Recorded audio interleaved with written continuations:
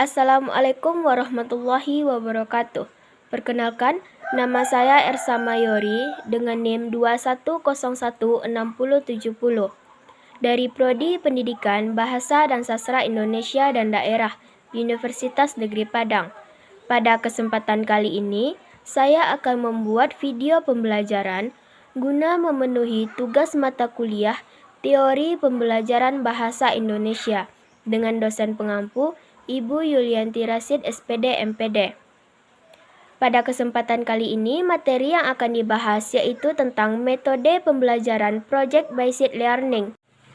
Baiklah, materi yang akan dibahas yang pertama yaitu pengertian dari Project-Based Learning. Menurut Fatur Rahman, pembelajaran Project-Based Learning ini atau disebut juga dengan pembelajaran berbasis proyek adalah model pembelajaran yang menggunakan proyek atau kegiatan sebagai sarana pembelajaran untuk mencapai kompetensi, sikap, pengetahuan, dan keterampilan. Sementara menurut Saifuddin, berpendapat bahwa Project-Based Learning merupakan metode belajar yang menggunakan masalah sebagai langkah awal dalam mengumpulkan dan mengintegrasikan pengetahuan baru berdasarkan pengalamannya dalam beraktivitas secara nyata. Sedangkan menurut Isriani dan Puspitasari, pembelajaran berbasis proyek ini merupakan model pembelajaran yang memberikan kesempatan kepada guru untuk mengelola pembelajaran di kelas dengan melibatkan kerja proyek atau kerja kelompok. Pendapat ini secara implisit menyatakan bahwa Project-Based Learning merupakan model pembelajaran yang berpusat pada peserta didik, yang menetapkan guru sebagai fasilitator. Selanjutnya yaitu karakteristik dari Project-Based Learning. Model pembelajaran Project-Based Learning mempunyai karakteristik yang membuat guru menjadi fasilitator untuk memberikan permasalahan berupa proyek yang harus diselesaikan oleh peserta didik. Hal ini kemudian membuat para peserta didik harus merancang proses dan kerangka kerja untuk membuat solusi dari permasalahan tersebut. Karakteristik Project-Based Learning menurut Daryanto dan Raharjo yang pertama yaitu peserta didik membuat keputusan tentang sebuah kerangka kerja. Adanya permasalahan atau tantangan yang diajukan kepada peserta didik. Peserta didik mendesain proses untuk menentukan solusi atas permasalahan atau tanggapan yang diajukan. Peserta didik secara kolaboratif bertanggung jawab untuk mengakses dan mengelola informasi untuk memecahkan permasalahan. Proses evaluasi dijalankan secara kontinu. Peserta didik secara berkala melakukan refleksi atas aktivitas yang sudah dijalankan. Produk akhir aktivitas belajar akan dievaluasi secara kualitatif. Dan yang terakhir, situasi pembelajaran sangat toleran terhadap kesalahan dan perubahan. Selain dari karakteristik Project-Based Learning, ini juga memiliki kelebihan dan kelemahannya. Kelebihannya yang pertama yaitu menurut Daryanto dan Raharjo, meningkatkan motivasi belajar peserta didik untuk belajar, mendorong kemampuan mereka untuk melakukan pekerjaan penting, meningkatkan kemampuan pemecahan masalah, membuat peserta didik menjadi lebih aktif dan berhasil memecahkan problem kompleks, meningkatkan kolaborasi, mendorong peserta didik untuk mengembangkan dan mempraktikkan keterampilan komunikasi, meningkatkan keterampilan peserta didik dalam mengelola sumber, memberikan pengalaman kepada peserta didik, pembelajaran, dan praktik dalam mengorganisasi proyek, yang membuat alokasi waktu dan sumber-sumber lain, seperti perlengkapan untuk menyelesaikan tugas. Menyediakan pengalaman belajar yang melibatkan peserta didik secara kompleks, yang dirancang untuk berkembang sesuai dengan dunia nyata. Dan yang terakhir, membuat suasana belajar menjadi menyenangkan, sehingga peserta didik maupun pendidik menikmati proses pembelajaran. Selanjutnya yaitu kelemahan dari Project Based Learning menurut Widyaswara.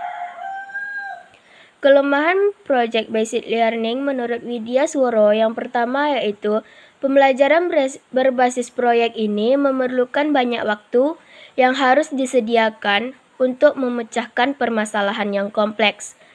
Banyak orang tua yang merasa dirugikan karena menambah biaya untuk memasuki sistem baru. Banyak instruktur merasa nyaman dengan kelas tradisional, di mana instruktur memegang peran utama di kelas tersebut. Ini merupakan tradisi yang sulit, terutama bagi instruktur yang kurang atau tidak menguasai teknologi. Banyaknya peralatan yang harus disediakan, oleh karena itu disarankan untuk menggunakan team teaching dalam pembelajaran. Peserta didik memiliki kelemahan dalam percobaan dan pengumpulan informasi. Hal ini akan mengalami kesulitan. Ada kemungkinan peserta didik yang kurang aktif dalam bekerja kelompok. Apabila topik yang diberikan pada masing-masing kelompok berbeda, dikhawatirkan peserta didik tidak memahami topik secara keseluruhan. Ada beberapa cara untuk mengatasi kelemahan dari Project Based Learning ini. Yang pertama yaitu memfasilitasi peserta didik dalam menghadapi masalah. Misalnya, membantu mereka mencari materi yang sedang dikerjakan. Yang kedua, membatasi waktu peserta didik dalam menyelesaikan proyek. Meminimalisir biaya, menyediakan peralatan sederhana yang terdapat di lingkungan sekitar. Memilih lokasi penelitian yang mudah dijangkau. Menciptakan suasana belajar yang menyenangkan sehingga guru dan peserta didik merasa nyaman dalam pembelajaran tersebut. Materi selanjutnya yaitu sintaks atau pedoman Project Based Learning. Sintaks atau pedoman dasar dalam menentukan langkah-langkah pelaksanaan model pembelajaran Project Based Learning atau PJBL ini menurut Mulyasa yang pertama yaitu menyiapkan pertanyaan atau penugasan proyek. Tahap ini sebagai langkah awal agar peserta didik mengamati lebih dalam terhadap pernyataan yang muncul dari fenomena yang ada. Yang kedua, mendesain perencanaan proyek. Sebagai langkah nyata, menjawab pertanyaan yang ada disusunlah suatu perencanaan proyek bisa melalui percobaan. Yang ketiga, menyusun jadwal sebagai langkah nyata dari sebuah proyek. Penjadwalan sangat penting agar proyek yang dikerjakan sesuai dengan waktu yang tersedia dan sesuai dengan target. Yang keempat, memonitor kegiatan dan perkembangan proyek. Peserta didik mengevaluasi proyek yang akan dikerjakan. Adapun langkah-langkah Project Based Learning, yang pertama yaitu menentukan pernyataan mendasar. Pembelajaran dimulai dengan pernyataan esensial, yaitu pernyataan yang dapat memberi penugasan kepada peserta didik dalam melakukan suatu aktivitas. Topik penugasan sesuai dengan dunia nyata yang relevan untuk peserta didik dan dimulai dengan sebuah investigasi mendalam. Yang kedua, mendesain perencanaan proyek. Perencanaan dilakukan secara kolaboratif antara guru dan peserta didik. Dengan demikian, peserta didik diharapkan merasa memiliki atas proyek tersebut atau merasa bertanggung jawab atas proyek yang sedang dikerjakan. Yang ketiga, menyusun jadwal. Guru dan peserta didik secara kolaboratif menyusun jadwal aktivitas dalam menyelesaikan proyek. Aktivitas tahap ini yaitu berupa membuat timeline atau alokasi waktu untuk menyelesaikan proyek, membuat deadline atau batas waktu akhir penyelesaian proyek, membawa peserta didik agar merencanakan cara yang baru, membimbing peserta didik ketika mereka membuat cara yang tidak berhubungan dengan proyek, dan meminta peserta didik untuk membuat penjelasan atau alasan tentang pemilihan. Yang keempat, memonitor peserta didik dan kemajuan proyek. Guru bertanggung jawab untuk melakukan monitor terhadap aktivitas peserta didik selama menyelesaikan proyek. Monitoring dilakukan dengan cara memfasilitasi peserta didik pada setiap proses. Dengan kata lain, guru berperan menjadi mentor bagian aktivitas peserta didik. Agar mempermudah proses monitoring, dibuat sebuah rubrik yang dapat merekam keseluruhan aktivitas yang penting. Yang kelima, menguji hasil.